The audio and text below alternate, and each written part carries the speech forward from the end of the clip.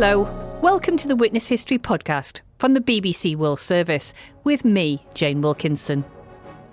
It's New York in 1976 and 28-year-old Jenette Kahn is about to take on one of the biggest roles in the world of comic books. But she's not wearing a superhero's cape, a mask or a bright spandex bodysuit. Instead, she's armed only with positivity. Well, I think my personality at 28 is very much the same as my personality now. Optimistic, creative, eager to embrace the world. But I realized that everybody was quite concerned that I was younger than most everybody, that I was, gasp, a woman. But I just thought, what a wonderful opportunity. Jenette's excited because she's just been appointed publisher of DC Comics, home to some of the best-known superheroes. That triumvirate really says DC in terms of superheroes. But that's just a tip of the iceberg of the kinds of heroes and the kinds of stories that we opened up the world of comics to. It's Jenette's dream job. She's loved comics since she was a kid, with their heroic adventures, story panels and speech bubbles. I have an older brother, and together we would race down to the Five and Dime where there were racks and racks of comics, and we would try to read as many as we could before the manager would push us out of the store. And when I read comics, I didn't even realize there were artists and writers and publishers. They just seemed to be something that was out in the world that was wonderful. Inspired, Jenette launches a series of children's magazines after leaving college. They're a success.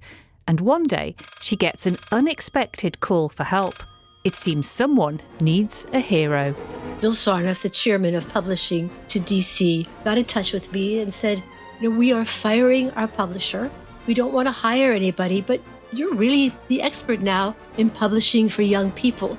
And in those days, actually, comics were for kids. He said, would you come talk to us? And I said, sure. I came downtown and I was very forthright. I went back to my humble offices and the phone rang and it was Bill Sarnoff. And I said, want to have lunch? Lunch now? Why is he asking me to lunch? Unless he's actually going to offer me this job that does not exist. And I thought, I'd better think if I would want it. This was 80 comics a month, merchandise, television, movies. It was so over my head that I had to say yes. And so Jenette flies to the rescue. Although it is the 1970s, and some people think rescuing is a man's work. Haven't they heard of Wonder Woman? I think at the time, Bill probably not have hired a woman, but he had his consciousness raised by Gloria Steinem because a year before he had made a major investment in Ms. Magazine. In spite of gloomy predictions that most American women just wouldn't be interested, the 300,000 copies printed sold out in 8 days. Gloria Steinem is editor of MS, a feminist campaigner and writer. She was one of the founders. And I think that opened his eyes to the possibility that women actually could lead companies. And so I really owe this enormous debt to Gloria, to the women's movement. And Jenette is not going into battle unprepared. She's done her homework.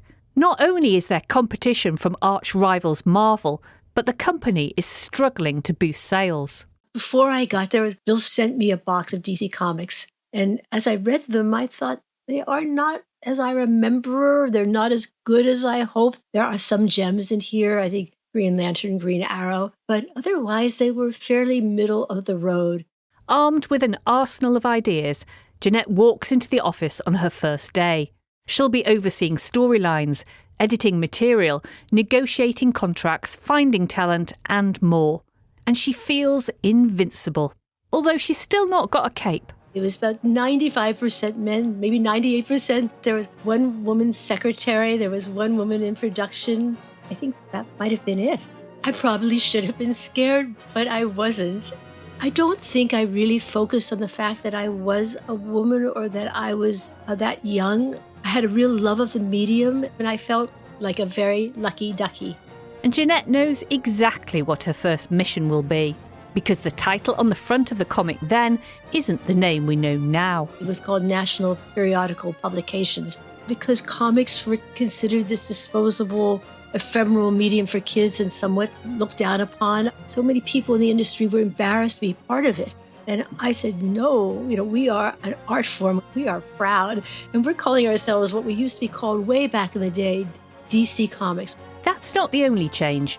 The illustrator Milton Glaser creates a new logo, and Jenette brings in rules to make sure artists keep the rights to their own characters and ideas. And her quest doesn't stop there, because Jenette believes comics are not just for kids. There are stories that can be told for adults with many, many layers of meaning, very sophisticated stories, topics that can be tackled, everything from domestic abuse to sexual identity to gun control. It's very important. Batman never uses guns, and we had some of the first black characters so that being a person of color was mainstream. Which means that the new DC universe is now looking a little different. Less cartoonish, more gritty. We had the first gay woman in comics, Maggie Sawyer. She's a police lieutenant. And I love the story in which we find out that she's gay because her right-hand man has a crush on her. He took a bullet for her. He almost died. She comes to see him in the hospital every day. And when he gets out, he thinks we'd make a great pair. And then he gets flowers and candies and he goes to her apartment unannounced. And this lovely woman answers the door. And even then, he just thinks they must be roommates. And when it finally occurs to him that that is in fact Maggie's life partner, he is so mortified that he hands in his resignation. And Maggie storms into his office and says, "We have work to do. Tear up that letter. You're not going anywhere." And we realize that he has accepted, she has been accepted. And Jenette's shake-up appears to be working, bringing in more comic titles, new characters and a wider readership. And then there are the movies. It was a slow process, but as time progressed, then great ideas started coming out of people's desk drawers. By the 80s, we had ushered in some of the most exciting comics, I think, that we published under my aegis. Everything from Dark Knight and Watchmen to V for Vendetta. It was such a heady mix of risk-taking and new titles and exploration. But among the thousands of characters, even the boss must have a favourite. To this day, Batman is my favorite character. Why Batman? Batman made himself the person that he was. He didn't come from another planet. He wasn't bitten by a spider. It was all will and determination. And that truly appealed to me, the idea that you could be an ordinary mortal and make yourself not so ordinary. But in a fight, who would Jenette actually want on her side? I would take Wonder Woman in a fight because she has a generosity of spirit and a tremendously humanitarian worldview that would rather find a way to embrace an enemy rather than simply throttle him. Jenette became president of the company and later editor-in-chief, eventually leaving in 2002. As fate would have it, I ended up there for 27 years in the best job in the galaxy. And by the time I left, we were 250 people, half of whom were women. So, as it turned out, she didn't even need the cape.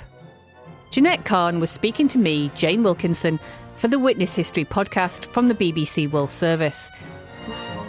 And if you've enjoyed listening, why not fly over to the Witness History website and search for the titles Wonder Woman, Marvel Comics and the Fantastic Four, and Gloria Steinem, the start of Ms. Magazine.